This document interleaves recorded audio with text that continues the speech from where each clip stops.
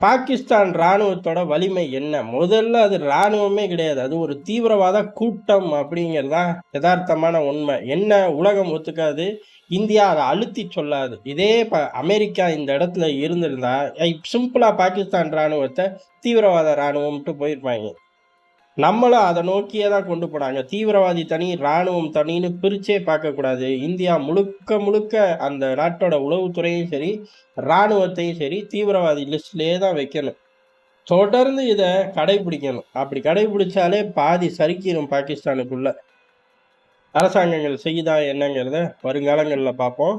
இப்ப பாகிஸ்தானை நோக்கி நம்ம பெரிய அளவு ராணுவ நடவடிக்கை எடுக்கிறதுக்கு தயார் நிலைக்கு போறோம். உதாரணத்துக்கு நம்மளோட ரஃபேல் ஆகட்டும், மற்ற போர் விமானங்களாகட்டும் எல்லையோர பறக்குது. சில நேரங்கள்ல எல்லையை கடந்துட்டு பின்வாங்குறார்கள். எதற்கு அப்படின்னா மிரட்டவான்னு கேட்டா இல்ல. அவர்கள் டார்கெட்டல் சிக்னல் மூலியமா லோட் பண்ணி டிஸ்ட்ராய் பண்ணி பார்க்கிறார்கள். அக்யூரசி என்ன அப்படிங்கிறத அந்த பகுதியில பறந்து பார்க்கிறார்கள். அதே மாதிரி கடல்ல பெரிய அளவுல அரபிக்கடல்ல நம்மளோட பலத்தை காட்டுறோம். அதே மாதிரி அரபிக்கடல்ல ஒரு லான்ச்சையும் மேக் பண்றோம். என்ன அப்படின்னா டார்கெட்டை ஃபிக்ஸ் பண்றோம். அதை நோக்கி மிசைல் அனுப்புறோம். அதோட அக்யூரசி வெற்றிகரம் எவ்வளவு அப்படிங்கிறதை வெளிப்படையா பதிவு பண்றோம். இதை நோக்கி தான் நம்ம நிகழ்வுகள் பூராமே இருக்கு. யுத்த காலங்கள்ல எல்லா நாட்டு ராணுவமும் இதை நோக்கி தான் இருக்கும். ஆனா பாகிஸ்தான் ராணுவம் வித்தியாசமா பண்றாங்க. என்ன அப்படின்னா ஏறக்குறைய எப்படி இப்போ உச்சகட்ட ஒரு ஹீட் ஜென்ரேட் ஆகிக்கிட்டு இருக்கு. இப்ப யாரு பேசுவார்கள்? பொதுவாவே ஒரு நாட்டுல இந்த மாதிரி காலகட்டங்கள்ல யாரு அதிகமா பேசுவார்கள்? யாரு அதிகமா சந்திப்பு நடத்துவார்கள்? அப்படின்னா அந்த நாட்டோட தலைமை. அது பிரைம் மினிஸ்டர், பிரசிடென்ட், இல்ல ராணுவ ஆட்சி, ஏதோ ஒண்ணு மன்னர் ஆட்சி, ஏதோ ஒண்ணு அவர்கள் பண்ணுவார்கள். ஆனா பாகிஸ்தானை பொறுத்தவரை அந்த மாதிரி எதுவுமே கிடையாது. அதுக்கடுத்து இந்த பர்ட்டிகுலர் விவகாரம்னா வெளியுறவுத்துறை பேசும். வெளியுறவுத்துறையோட செய்தியாளர் பேசுவாரு. ராணுவ தளபதிகள் பேசுறதுக்கு வாய்ப்புகள் உண்டு. அவ்வளவுதான். ஆனா இங்க சம்பந்தமில்லாத மினிஸ்டருங்க தான். டெலிகாம் மினிஸ்டர், ரேஷன் கடை மினிஸ்டர், பால்வளத்துறை அமைச்சர், இந்த மாதிரி பட்டியல்ல இல்லாத உள்ளூருக்குள்ள உள்ள மினிஸ்டருங்க தான் சர்வதேச அரசியல்ல வந்து பேசுறார்கள். அதுவும் 2 மணிக்கு ஊரையே எழுப்பி விட்டுறாங்க. எதற்கு அப்படின்னா ஊர் எந்திரிச்சுன்னா தாக்குதல் நடத்த மாட்டோம்னு நினைக்கிறாங்களோ என்னமோ.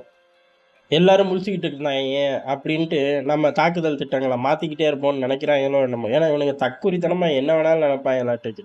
அந்த மாதிரி எழுப்பி இன்டர்வியூலாம் கொடுத்து இப்போ ஓஞ்சு போயிட்டாருங்களாட்டுக்கு. அடுத்த கட்டமா அவர்களோட கடற்படை, அவர்களோட வான்படை பெரிய அளவு பர்ஃபார்மன்ஸ் பண்ணதாக ஃபுட்டேஜஸ் ரிலீஸ் பண்றார்கள். அட பாவிகளா, ஏன்னா பர்ஃபார்மன்ஸ் பண்ணதாக ஃபுட்டேஜ் ரிலீஸ் பண்றேன்னீங்க, கடைசியில பார்த்தா வெறும் கிராஃபிக்ஸ் காட்சிகள். இந்த விமானங்கள்லாம் வந்தப்ப எடுத்து வச்ச ஷாட்டு, அதுக்கப்புறம் பல கேம்ல உள்ள கிராஃபிக்ஸ் காட்சிகள் எல்லாத்தையும் மெர்ஜ் பண்ணிட்டாங்க.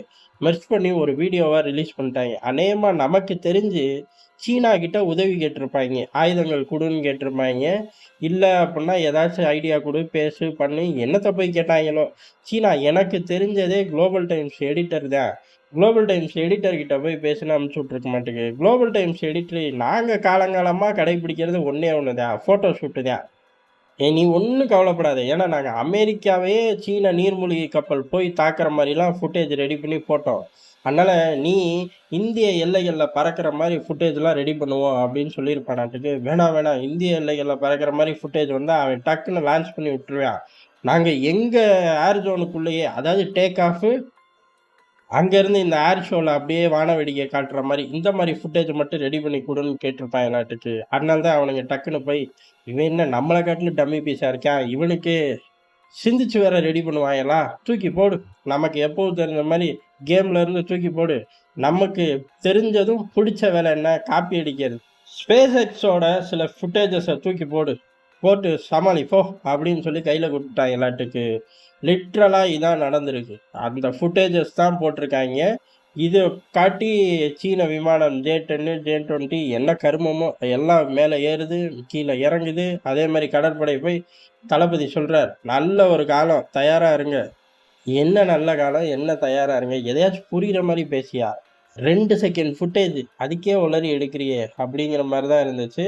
பெரிய அளவு இராணுவ பலத்தை காட்டுறேன் அப்படின்னு சொல்லி இப்படிதான் இந்த திருட்டுத்தனத்தை தான் காட்டியிருக்கார்கள். மற்றபடி இராணுவ வலிமை கிடையாது. அதுக்குன்னு எல்லைகள்ல துருப்புகள் வந்து நிற்பார்களே அப்படின்னு கேட்டா ஆயுத பலத்தை காட்டுவார்களே அப்படின்னு கேட்டா, எல்லாம் காட்டத்தான் செய்வாங்க. ஃப்ரீ ஹேண்டா நடந்து போக முடியாது. அதே சமயம் இவர்களால பெரிய அளவு நம்மள தடுக்கவும் முடியாது. உலகம் எதிர்பார்த்தத காட்டிலும் இந்தியா வேகமாவே முன்னேறும் அப்படிங்கிறது தான் டெல்லி வட்டாரத்துல உள்ள செய்தி. ஆனா, பெரிய அளவு நிரந்தர தீர்வ நோக்கி போணும். ஒரு அடிக்கு ஒரு அடி அப்படிங்கிறது கிடையாது. அப்படிங்கிற ஒரு கொள்கையோட உட்கார்ந்துகிட்டு இருக்கோம். அதனால தான் இந்த காலதாமதம். மத்தபடி பாகிஸ்தான் ஒவ்வொரு நாளும் மரண பயத்துல இருக்காங்க. அதான் முன்னாடி 2 நிமிஷத்துக்கு முன்னாடி பார்த்த மாரி, அவனுங்களே வேணும்னாலும் ஆச்சரியப்படுறது கிடையாது. ஒரு தாக்குதலுக்கு ஒரு தாக்குதல் முடிச்சு விட்டு போங்க சாமிகளா! அப்படிங்கிற மாரி தான் அவர்களோட மனநிலை இருக்கு. ஏன்னா தினம் தினம் சாகுறாய்ங்க. ஆனா பர்ட்டிகுலர் மூவ்மெண்ட் அப்படிங்கிறது இப்படி அப்படியே வெறுத்து போய் நிக்கும்போது சட்டுன்னு நம்ம லான்ச் பண்ணிருவோம். அதோட பாகிஸ்தான் கதை முடிஞ்சிச்சுங்கிறது தான் எதார்த்தமான உண்மை. நன்றி, வணக்கம்.